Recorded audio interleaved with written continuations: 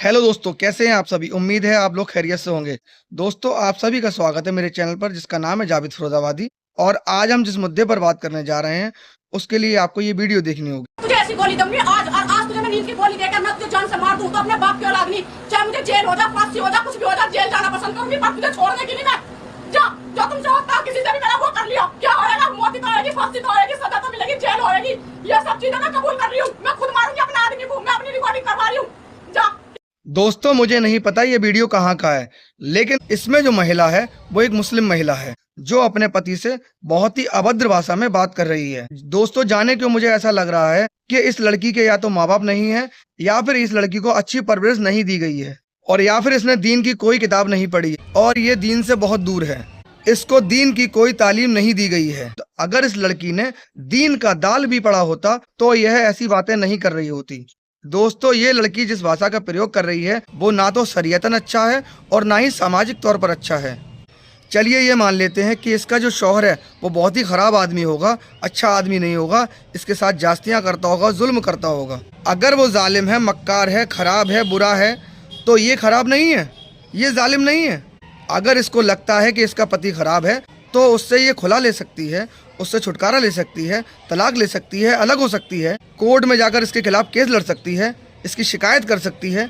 क्या इसको इसके पति को मार देने से ही मसला हल होगा? या फिर चलिए ये मान लेते हैं कि इस लड़की के साथ इसके छोटे बच्चे होंगे, वो कहाँ जाएंगे? तो क्या दोस्तों इस देश के अंदर कानून व्यवस्था नहीं है? आप कानूनी तौर पर भी लड़ाई लड़ सकते हैं, लेकिन नहीं, इसको तो अपने पति को बस मारना ही है, उसको मौत के घाट ही उतारना है, तभी इसके दिल को सुकून मिलेगा। और कोई अगर ये कहे कि ये सीधी सादी लड़की है, ये क्या कर सकती है, तो ये बात तो मैं नहीं मानूंगा। ये सीधी सादी तो नहीं है, इसकी जबान से मालूम हो रहा है कि ये सीधी सादी नहीं है, ये बहुत ही चालाक और तेज लड़की है। ऐसी ही तेज तर्रार लड़कियां अपने हस्बैंड से कहती हैं कि तुमने मेरी ज़िंदगी बर्बाद कर दी, जैसे कि इन लोगों ने उनकी ज़िंदगी आबाद कर दी हो। ऐसी लड़कियां कभी नहीं सोचती हैं कि इनके जबान से जो जहर निकल रहा है वो नागिन के फन से निकले जहर से भी ज़्यादा खतरनाक होता है।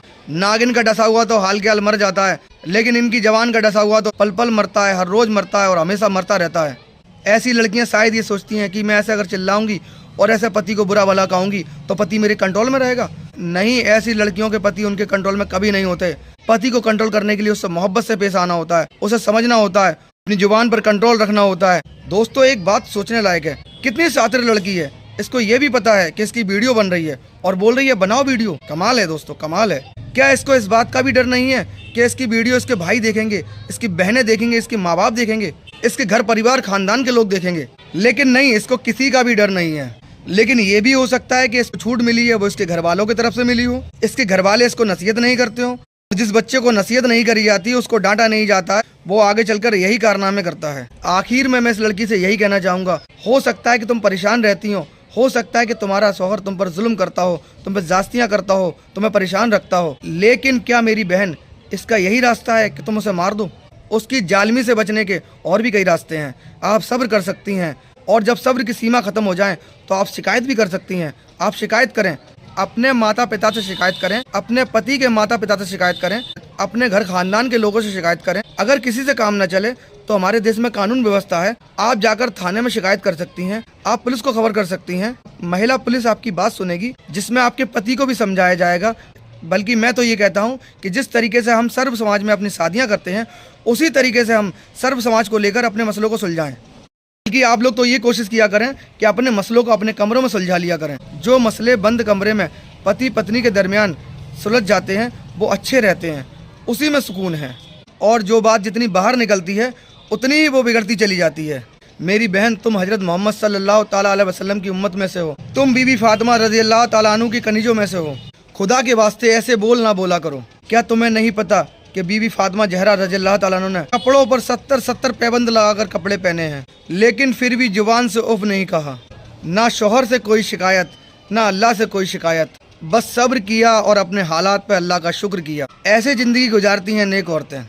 और मर्दों को भी मेरी एक हिदायत है कि याद रखिएगा कि कोई भी जालिम बख्शा नहीं जाएगा। आप ये जो अपनी औरतों पर जुल्म करते हो, अल्लाह बख्शेगा नहीं आपको, ध्यान रखिएगा।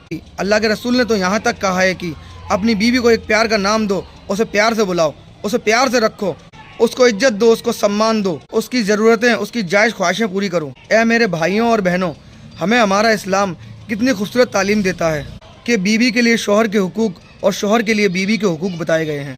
बीवी के लिए ये आया है कि उसके शौहर के शरीर पर अगर फोड़े हो जाएं और उसमें मुवाद निकलने लगे कि उसकी बीवी उस मुवाद को अपनी ज़बान से चाट ले, तब भी वह उसके फ़र्ज से अदा नहीं होगी। अल्लाह के रसूल ने तो ये तक कहा कि इस्लाम में गैरुल्लाह का सजदा नहीं है, कि एक ईमान वाला सिवाय अल्लाह के और किसी को सजदा नहीं कर सकता। अगर अल्लाह अपने अलावा किसी और को सजदा करने का हुक्म देता तो मैं अपनी उम्मत की औरतों से कहता कि अपने शौहर को सजदा करो। अब आप इसी से अंदाज़ा लगा लीजिए कि इस्लाम के अंदर शौहर का क्या मर्तबा है।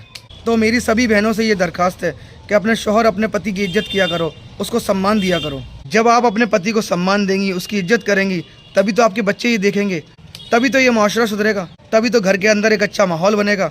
याद रखिए मेरी बहनों, हमारे बच्चे जो देखते हैं वही वो सीखते हैं।